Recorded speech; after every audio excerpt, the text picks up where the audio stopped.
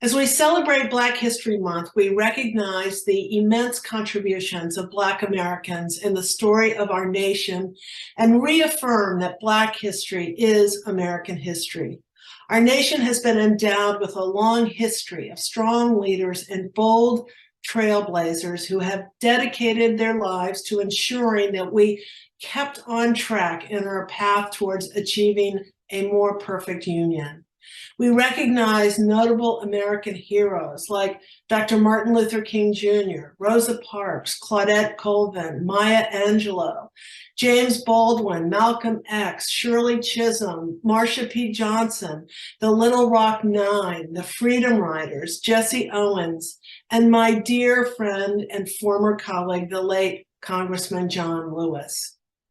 In Ventura County, our community is enriched by individuals like Regina Hatcher-Crawford, president of the Ventura County chapter of the NAACP, and her father, John R. Hatcher III, who both have tirelessly worked to help uplift those around them and make our community better. It is my great pleasure to share with you a short window into the life of the family of John R. Hatcher III. John was a friend, someone I truly admired, and he left a lasting legacy on our community. He was instrumental in establishing many of the organizations that to this day support, encourage, and empower the Black community throughout Ventura County. John was guided by his passion for social justice, and he was a champion for diversity, equality, and civil rights. An Air Force veteran, a civil servant, an extraordinary citizen, John was a remarkable American. Recently, President Biden signed into law my bill to designate the U.S. Post Office at 1961 North C Street in Oxnard as the John R. Hatcher III Post Office Building. I'm proud to have spearheaded this effort and fitting tribute to John's life and legacy. As you will hear in this interview with Regina Hatcher-Crawford and one of John's 6 children who followed in her father's footsteps in fighting for equality, the spirit of community and service to others lives on in his children, grandchildren, and great-grandchildren. In a time when our country is facing a social reckoning on race, it is more important than ever that we know our history. It is the only way we can truly fulfill America's promise of equality and justice for all. Please enjoy this interview between Elena Brokaw, the director of the Museum of Ventura County, and John's daughter, Regina. Regina tells some personal stories which really bring her father's work to life and sheds light on the backstory of some of the most well-known moments in our history that have shaped the character and identity of a great nation. My name is Elena Brokaw. I'm the executive director at the Museum of Ventura County, and we are here today on February 8th of 2023 with Regina Hatcher-Crawford. Hi, Regina. Thanks for being here. Hi, how are you? I am doing great. How are you doing? Good, great. Good, perfect. All right, well, let's start with some basics. So we already know your full name. What is your full name? Why don't you just tell us? Regina Hatcher-Crawford, and I should say Regina Christine Hatcher-Crawford. Okay, that's what I was wondering, if there was a middle name in there. There's a middle name. Where were you born? I have on my list of questions, when were you born? But I'm going to skip. So I was born in Savannah, Georgia, at Hunter Air Force Base. And do you have any brothers and sisters? My parents had 6 kids. One of my brothers is since deceased, my brother Jay. But I'm number 5, and then I have a baby sister, Stacy, number 6. So there's still 5 of us alive. And what were your parents' names, or what are your parents' names? So my father is John R. Hatcher, John R. Hatcher III. We always have to say the third. And my mother's name is Joanne Hatcher, and her main name was Brown, but Joanne Brown Hatcher. And my mom is doing wonderful. She's a Spitfire, I would say. And your father has passed away. My father has since passed away, yes. I'm so sorry. When did he pass away? In 2017, that was a tough year. Yeah. Do you know where your ancestors came from? We actually do. So my mom is from Columbus, Ohio, and my father, of course, was born in Birmingham, Alabama. We span back. Right now, we're 7 generations still alive, and I have to count them. I get lost, but my mom is in her 90s. I'm just saying 90 young, without going any further than that. Um, and then I have, of course, my siblings who has kids, who has kids, and has kids. On my father's side, we know that his grandfather was an Indian, Oh, and really? his great grandmother was a slave, and her name was Samantha. So they have a big family tree when we go to family reunions, and they put them on there. And what is really interesting is that they come from a large family. My father's family and cousins are large. And so if you go to Birmingham, Alabama, you do know the Hatchers. My grandfather, John Roy Hatcher II, was very involved in the civil rights. And so we were able to trace it back to just before he passed away, some of the work that he had done. And so I always love to tell this story. And at that time, Birmingham had become the central area of the civil rights area. Of course, that's where Dr. Martin Luther King went down there, and they had the Selma March. So my grandfather would pick up people and take them to the polls to vote. And so when my father became of age, he told him, he says, "Now, John," and they called him Junior. They said, uh, "You know what to do. If you're asked a stupid question or a silly question, you answer them with a silly question." So my father, of course, was asked, "How many bubbles are in a bar of soap?" And I believe he said 9,663, ma'am. The next question was, "Do you know uh, President Washington's wife's name?" "Mrs. Washington." And so those are the type of questions he was given. And he, of course, got the right to vote. So my grandfather was instrumental in doing voter registration at that time in the 40s and 50s. And he was instrumental in getting people to the polls. He would dress up as Santa Claus, from my understanding, and go around town and give kids, toys and stuff. He was also a professor at Miles University. And so it's really great when I hear the stories about him. And they have a street in Birmingham, Alabama, 29th Street. The old house is still there, and they named it John R. Hatcher II Street. Oh, wow. So it's on. So I've been working on the Wikipedia. I have a picture of it. So Now, you said that you were born in Savannah. So what brought your parents from Birmingham? I suppose they got married in Birmingham, is that right? no, they got married in Columbus, Ohio. My father, and I didn't know this part of history, he actually joined the Army when he turned 18, and he was playing in the marching band. He joined the Army, and he wanted to get away from Birmingham. At that time, the Jim Crow era was very alive. So he joined the Army. And I always thought he joined the Air Force. He said what happened was, after he had joined the Army, they had decided to split the Army, and they created the Air Force. So it was the Army Air Force. Mhm. And he ended up in the Air Force because he had a high school diploma. Ah, And so that was the separations of the soldiers. If you didn't have a high school diploma, you stayed in the Army. And if you did, you went to the Air Force. So my father was stationed in Columbus, Ohio, and he met my mom. And this is hilarious. He loves to tell the story that he was walking down the street, and my mother stopped and said, "Woo, who is this man?"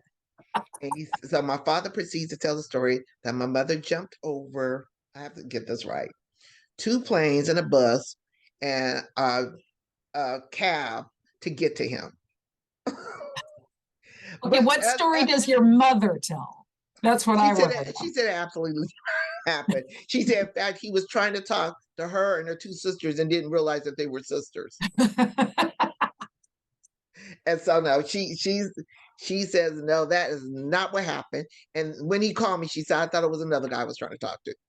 So that's not what happened. But that's my father's story. But over the years, we watched it get bigger and bigger. At one point, it was she jumped over a football field. Yeah. So that was Dad. He loved to tell stories and he loved to see the reactions. Oh, I love that. Do you have any of his stories recorded at all? We do, and people record him a lot of times. I didn't personally record him. My kids did. Uh-huh. And my daughter has a video of him probably a couple of years. And I love to sing to him. I would sing to him that song from Dreamgirls. And I was telling him that I would never go anywhere. And he was like, would you please get her away from me? She's crazy. You were singing, I tell you I'm not going. Is Yeah, that the one I'm that you were telling you, I'm not going Oh, I know nowhere. it. You're the best man. And he would be like, oh my God. And so I sung it to him all the time. I would sit there and sing that song to him. Okay, so from Columbus to Savannah, was that because he was in the Air Force? He was in the Air Force. So he got stationed at Hunter's Air Force Base, and me and my sister both were born at Hunter's Air Force Base. He then, the one thing my father did, and I didn't quite understand, and reflecting back now, I understood he wanted to make sure that everyone was educated and mainly make sure that you did not forget your history. So when we became of a certain age, my father began to tell us about the South. And I just think about one of the stories he told me was as a soldier, they were instructed to wear their uniforms. And the military felt that if they were driving in the South, if they had the uniforms on, that they would be safe and they wouldn't be lynched. And so he, of course, when he would go back to from Savannah, Georgia to Birmingham to participate in some of the marches that they were doing, he would wear his uniform. And he said on one of the nights he was coming home that they had hung a military guy. So he knew even then he wasn't even safe in his uniform. So Goodness. When did your family move to Ventura County? So my parents actually moved to Riverside. He was stationed in Riverside. And that's why I get kind of blurred. So he was stationed in Riverside. And from Riverside, I believe they went back to the South. I have to run and ask my mom. But they went back and then they came to Oxnard Air Force Base. Oh, okay. Okay. And then in Oxnard Air Force Base, we were here probably about 3-4 years. And then we moved to Northern California to Hamilton Air Force Base.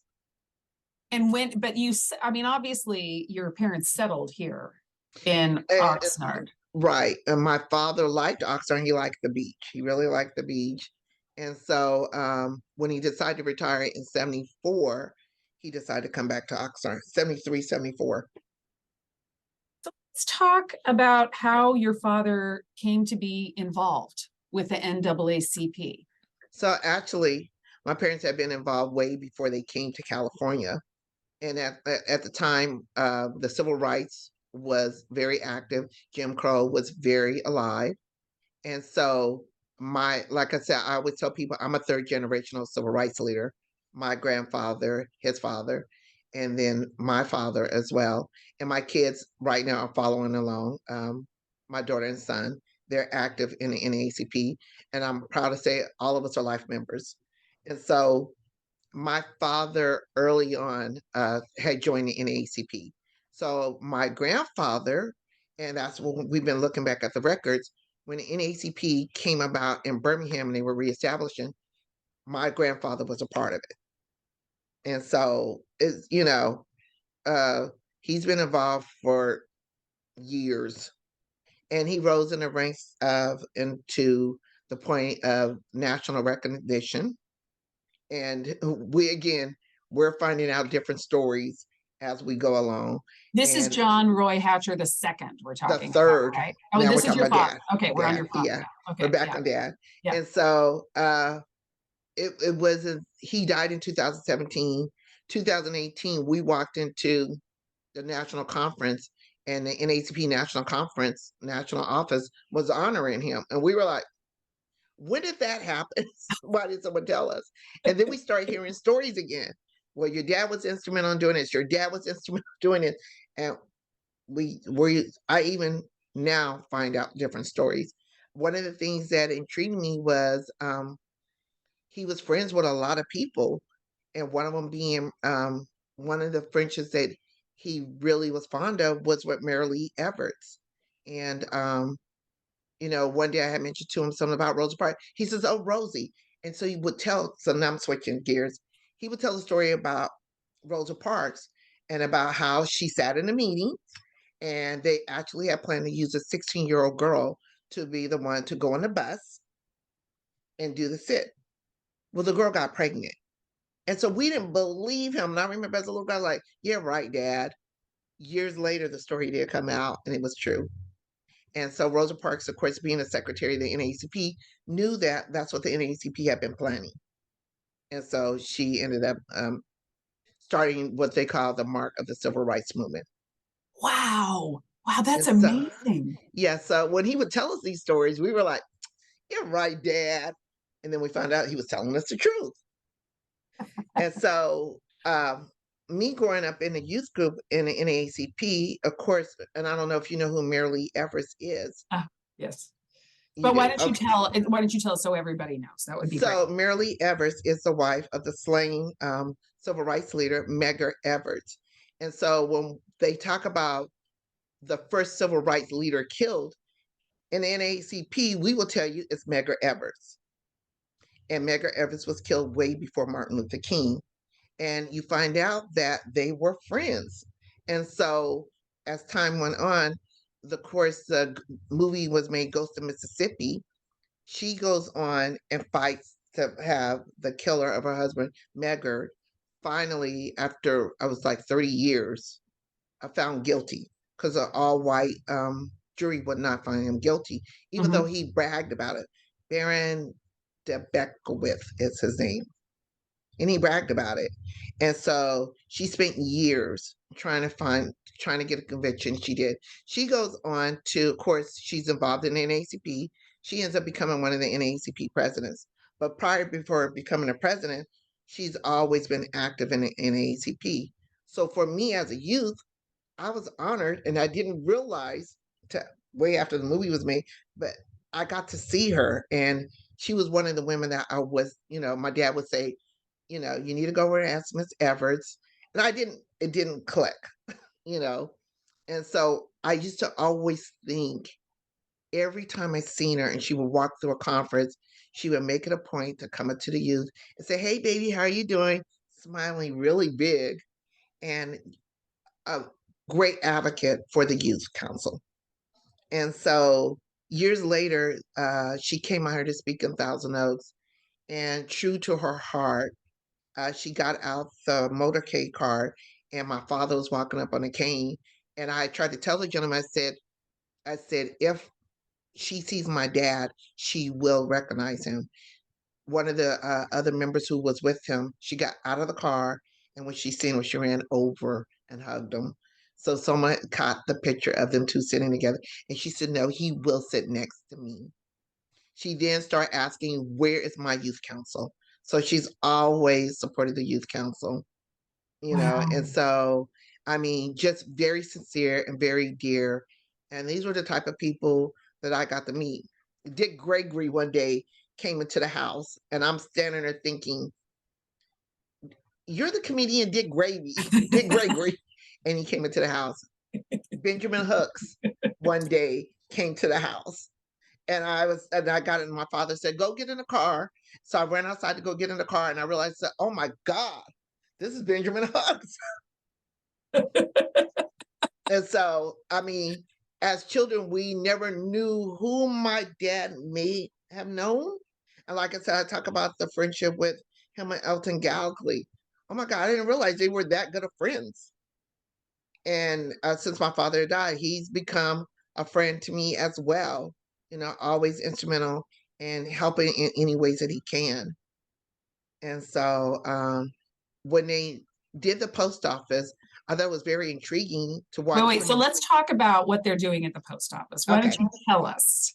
Because most people watching this probably won't know about that. Okay, so Julia Brownley, got Congress to name, and it's HR 5659, the building on C Street, the John R. Hatcher Post Office. It is a federal building. So it actually went through Congress, through the Senate, to finally where the president signed it. But what I loved about it was that when she introduced the bill, both sides of the party, the GOP and the Democratic Party, unanimously voted to accept the bill and to push it to Congress. So That is wonderful. it was no hesitations on either side. And so I always like to think that Elton Gallagher was pushing his constituents. This is a gentleman that has done a lot in this community that needs to be recognized for the work that he's done. And a lot of people always say, well, what did he do? Trust me, he did a lot. And I always tell people I could never be my father, but I think about the nights of him getting up in the middle of the night to go, if your son or somebody was arrested, or if someone didn't have a place to stay, we would wake up and there would be people sleeping on our couch, or he would take money out of his pocket and go pay a bill for you. The kids in the neighborhood knew that if they were selling something, knock on the door because he would buy it. Yeah. And so that was just the type of person he was. He didn't, boast about everything he did. He just did it. And so when we were saying that he's being recognized nationally, he absolutely is. One of my girlfriends said, a gentleman stopped her in San Diego one day, says, John Hatcher? I heard about him. So he had a reach that we didn't even know anything about. And that's not to say that a lot of people don't. A lot of people, when you're doing civil rights work, has the same type of reach. But he was an avid fighter in Ventura County. He would probably negotiate deals that most people didn't even know that was being negotiated on their behalf. Is there one of those? Can you tell us about one of those off the top of your head? Some of the deals that he's negotiated. That would be a great time conversation, probably. And I would say, and the one that I can't talk about because you can't really get into each one of the cases. Sure. And even now, people ask, what do we do here in the NAACP? Generally, before you even have the conversation, we've already had the conversation. But one I will talk about is, of course, the Rodney King case, which is notorious and it's on the map. Prior to it coming to Simi Valley, my father was fighting for it not to come to Simi Valley because he understood the makeup and the landscape of the community and what the impact of the community. And he said, this will not be a fair trial here. Not when you have a predominantly city where LAPD officers lived in Simi Valley. He said there's no way they would ever find him guilty. And so it's almost, as we look now back at this, it was videotaped. We watched a man being beaten.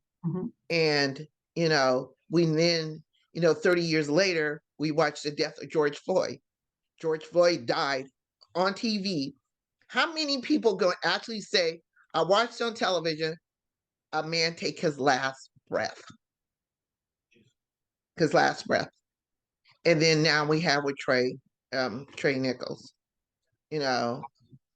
He basically was beaten to death.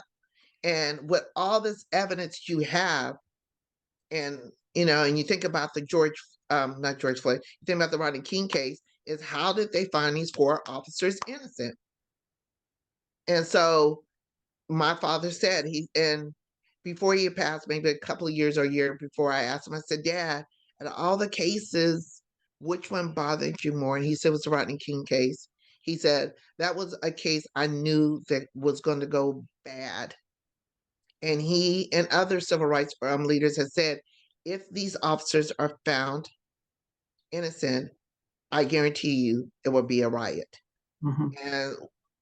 And there was a riot. And I just remember him coming. I had my daughter on April 26th. He ran in and gave me a kiss. Got a chance to meet his granddaughter, as he always did with all his grandkids. And then later on that day, I remember seeing him on the news, calling for And peace. this was 1992, right? I think 1992. Yeah, yeah. Calling You for know, peace. it's so interesting because, of course, he would remember, the one that he wasn't successful at. But I just from listening to you, I am sure that there were so many there were some delicate success cases. situations that he made, that he made sure that the NAACP was at the table and opened people's eyes that we will never know about, right? But Right. like And hundreds. we get to hear from other people, when he passed away, we were going to have a service at the church. He's an AME, African Methodist Episcopal Church member, and we knew that's what he wanted. And we had the pastors in Ventura County come back and said, "You guys can't do that." So we went to the community center, and we were amazed by people coming in to his services, and we knew we had to do it where we honored his wishes, and his wishes was he never turned down anybody. And so we had I don't know, over 500 so people, if not more. We didn't count them, but we made sure that we had where people can leave with something and let them know that they were still a part of our family. And so, thanks to his sorority sisters and brothers, they came with snacks, cookies, water, juices, fruit. We wanted people to feel like that they were just as part of the family service as we could. And so, it was nice hearing people say, if it wasn't for your dad, this wouldn't happen. If it wasn't for your dad, this wouldn't happen. And so, Yeah. It's interesting listening to you talk because also he sounds like a person who was able to push forward his cause and what he believed in without making anybody else the enemy, right? I mean, and that's highly unusual because it's easy to have I would something say to that he's fight made some against. enemies. Well, We yes, couldn't for say sure. in the nature of the business, you can't say that you don't make enemies. When the movie Selma came out, and I spoke after the movie, for the realization of some people in Ventura County, and there for others, they know it's real. Having the swastika at your house or being spray painted your house, monkey on your house, it was real for us. Yeah. And at some point, my father stopped allowing people to take pictures of his kids because he knew that it would put them in a situation. And so he stopped, allowing pictures of us. We stopped doing interviews. When it came to a point where he was being threatened, I answered the phone one day and the gentleman said, "I will blow your effing head off." And I mean, this was real. And so people didn't believe it happened. It does happen in our nature of our business. So Was that I, at a particular time or was that just sort of it, unfortunately? I would say it was around the 80, 90 time period that it was happening a lot more. I would say I have tried my best to be a little bit more mindful of my surroundings. Um, you know, I knew that when my father would go to Simi Valley, that he let, you know, law enforcement know he was there. And sometimes he was just escorted out from there, from my understanding. I'm like, wow. And recently, maybe a couple of years ago, when I went to Simi Valley, I called Chief Livingston. I said, "Hey, I'm in Simi Valley, just so you know." In our nature of our business, we don't know, and we have to pay attention to the environment and what's going on in the environment, and making sure the safety of myself as well as our members. So we make it a point we never go any place in twos. And I never understood my father telling us that we could not go in places just by one. We always are in twos. We also make it a point to tell people where we are. And so after my father passed, I was contacted by the FBI, and I'm like, okay, so what is this? What's going on with this? And they say, if any time that you feel you're in danger or something's going on, you need to contact us. Hmm. I was happy that when I went to the gun violence, um, you know, it was a gun violence protest. And I turned around and the sheriffs were there. And I'm thinking they were just sitting there chit chatting. Then I realized, I said, wait a minute, you're here to watch us to make sure we're safe. Yeah. And so I was thankful for Sheriff AU and for Eric Boucher, who sat there right next to me the whole time. And it was because it was a high contentions type of protest. And there were some concerns there. So, in our nature of our business, yes, we have to be mindful of it. So I'm sure he has some enemies somewhere. I'm going to ask you a couple more questions. One's going to be about the NAACP, and then I want to get back to your father specifically. But for people who don't know what the NAACP does in general or here in Ventura County, what would you like them to know?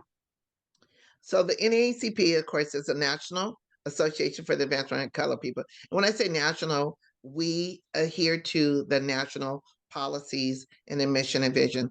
And our job is basically, in the roles that we do, is to ensure that federal law is being enacted and that the civil rights are not being violated.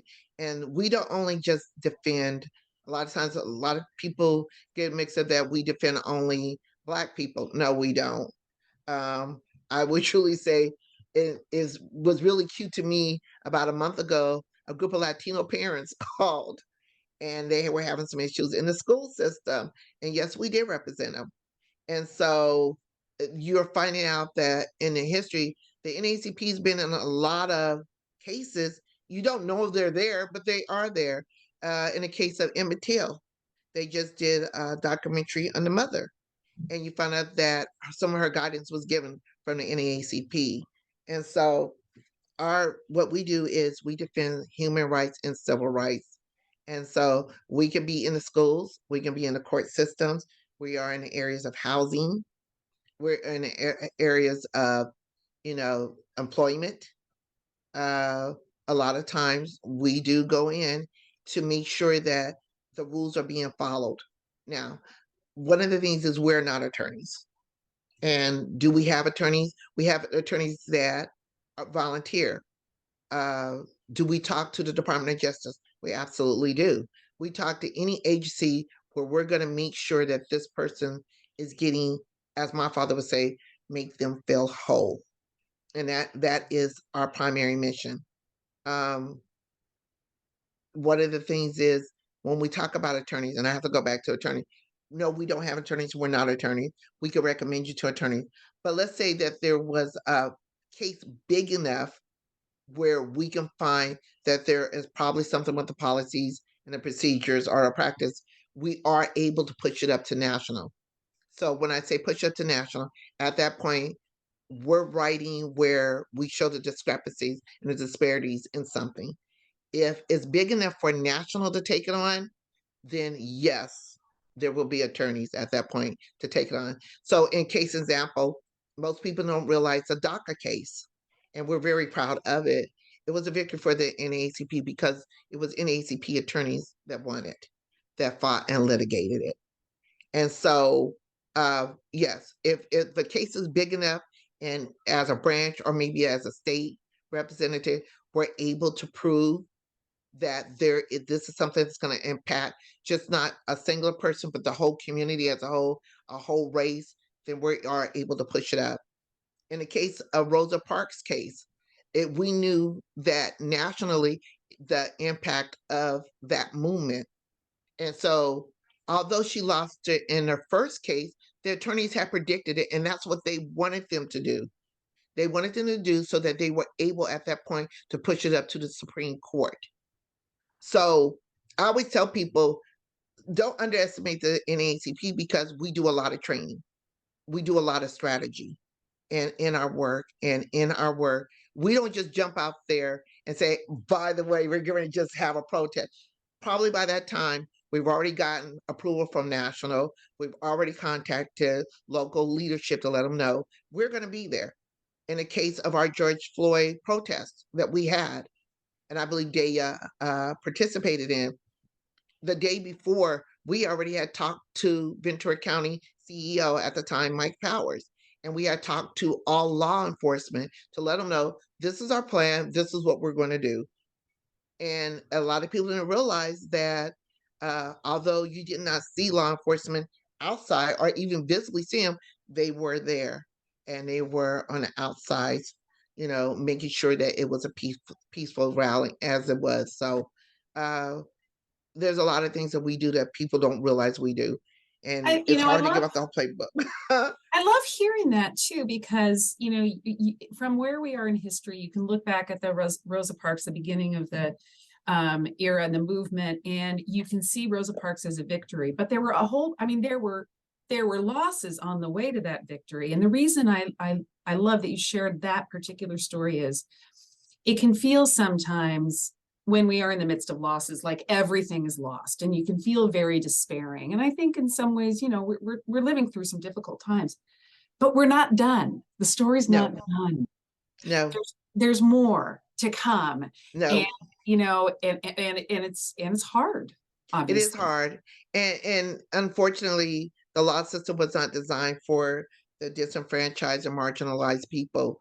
A lot of cases are won due to people not being able to have access to representation. A lot of cases are lost because given how it is presented in the courts, that they can lose a case. And again, I am not an attorney, so I always have to say that. Do I read a lot of case histories? I absolutely do.